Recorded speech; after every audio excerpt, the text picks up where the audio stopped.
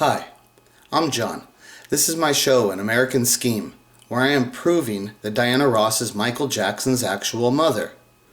In this episode, I'm going to show you a few interviews that Michael Jackson had done, and he's describing some of the first moments in which he had actually met Diana Ross. So let's watch a little bit of this. 66. And we would do like 6 shows a night with Jackie Wilson, James Brown, the Miracles, the OJs, Guys Night, and the Pips.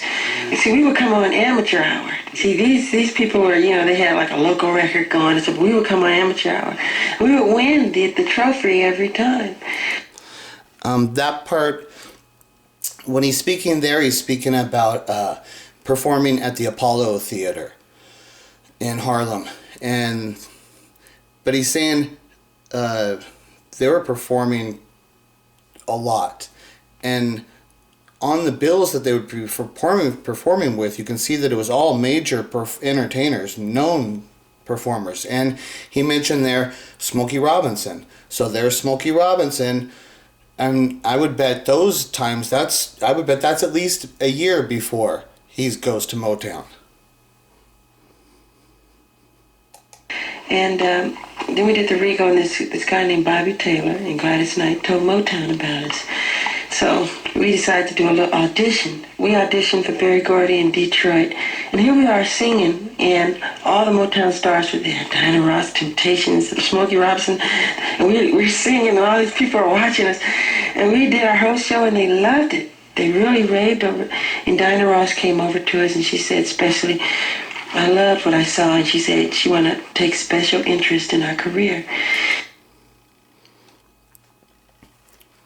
Diana Ross wanted to take special interest in their career.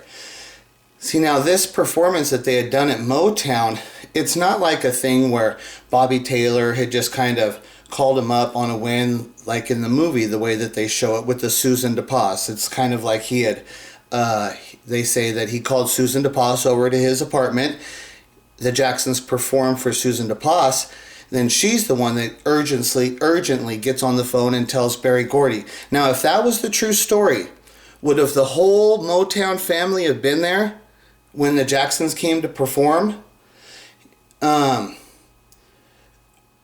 is it more that the reason they're there, the reasons are, one of the reasons you can say, well, did they all know the Jacksons because they had been touring with them and they knew them so well, so that's why they wanted to do it?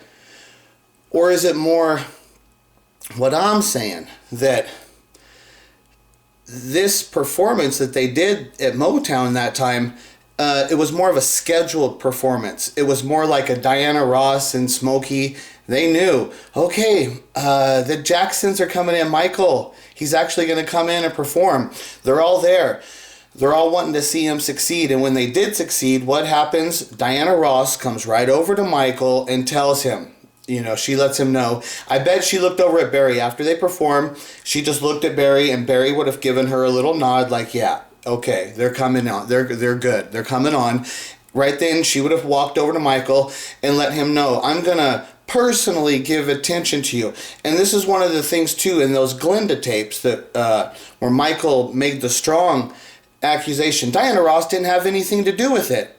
He says that's like a bunch of crap. It's like, oh, really? Now when you hear the real story, it's like, what do you mean? Diana Ross as soon as he comes, this is the one part right there we know now, as soon as he comes to Motown, Diana Ross is specifically walking over and saying, I'm going to show special interest in you. I'm going to help guide your career. Instantly, like right there on the spot, that happened. So this is not a thing that Berry Gordy, that they came and performed, and then Berry Gordy thought about it, and then he says, okay, and then Berry Gordy starts thinking about it and says, okay, well, how am I going to develop this band, It was already laid out, and you can know that it's already laid out because Diana walks over and expresses that point of view to Michael, that I already got the whole thing planned. She already knows what's going on because she's been thinking about this for a long time.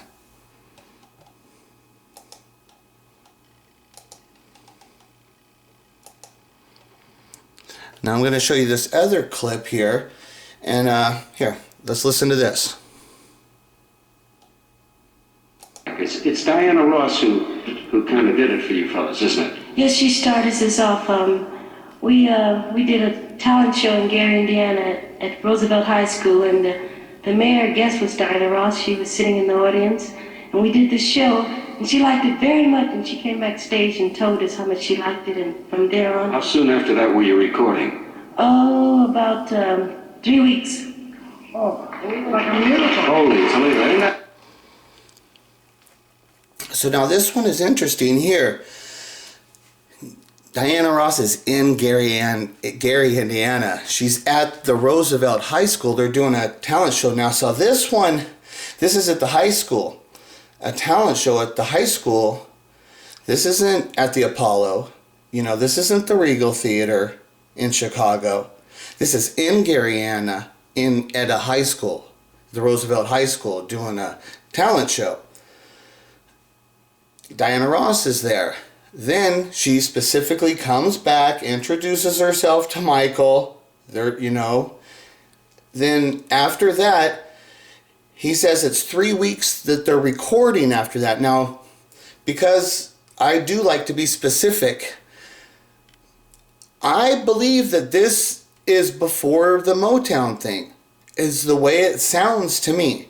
And to me, that's a big deal. The actual date, and from what he's saying is, did this happen before? So it's like, okay, so here we have him meeting with Diana Ross 3 weeks before the Motown. So then, if any of that Bobby Taylor story, if that's the true story, and the Susan DePass, which they tell that story, if that story's true, what's this? And then there's just a lot more going on there. And here's Diana Ross over and over every time, as early as could possibly be. Here she is meeting with Michael Jackson. Every time there is an opportunity, Diana specifically comes over and introduces herself, makes sure he knows who she is and that she is taking special interest in him and in their career. And then once they do get to Motown, she clearly informs him, I'm taking you under my wing. Because the whole thing is that she's making up for the lost time, is the whole thing. And she's so joyous that Michael has the talent, and now she gets to live this world and be with her son, her lost son. She gets to be with him. He gets to be an entertainer. They get to live through this life together. And then when you look through all of what happens through the 70s as their relationship develops with Michael Jackson and Diana Ross, when you just clearly look to see that it's my story, that she's the mother, you'll see that every single thing fits. There's nothing that doesn't fit. Because you can't ever, and I challenge anybody to find me a photo of Michael Jackson and Diana Ross. Show me a video of them actually kissing. A kiss where it's like, baby. Not kiss, hi, how you doing? Not kiss, I love you. Kissing on the cheek is completely irrelevant. I've seen him give a little peck on the lips here and there, but it's just pecks. It's something that a mother would do. And remember, this is a son that she didn't raise. The son wasn't raised with her. So their actual mother-child bond is different. And they have this affection towards each other that comes off in what we see it as more of a relationship way. But in reality, it was more of a lost son and the mother, longing for her lost child and the child longing for the lost mother. And that's really what happened. So that's all for now. Thank you guys. Bye.